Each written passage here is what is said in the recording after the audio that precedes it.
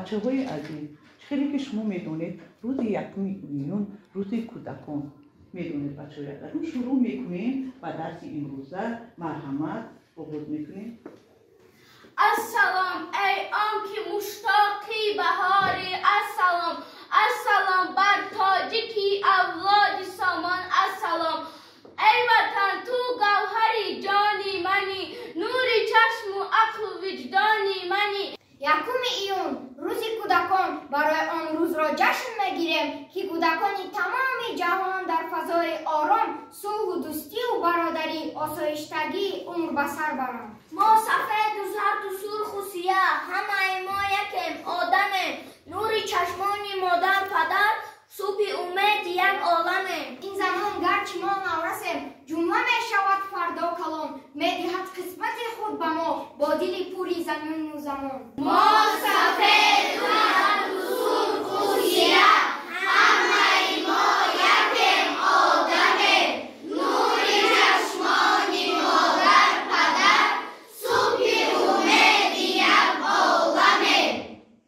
امروز برای کودکان یکی از روزهای فراموش نشونده به شما می رود که به چهره هر یکی آنها نظر می افکنیم و کودکی دوره نورسی خود هر یک کسی پیش نظر می آید. پیشخست می بریم که در حقیقت آموزگاران مؤثر نیست در صورتهای تربیوی اوید حقوق کودک، اوید موقع کودک در جامعه به نهایت در سوی تربیوی نظررس گذراندند که کودکان همه این را احساس میکنند، درک میکنند.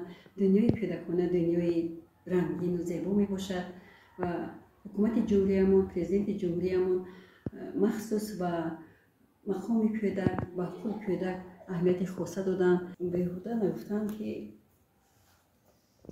آینده جامعه، آینده دولت ما در دست کودکان است.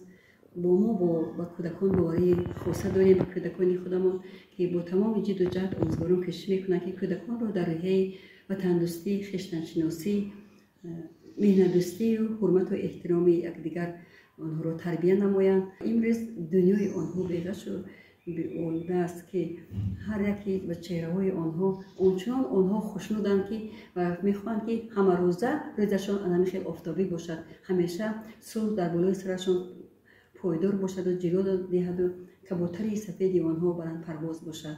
و همه کودکان خنده بی‌غش، دلی صاف، آسمانی صاف و دنیای انمی قدر رنگین و زیبا رو تمنا داریم.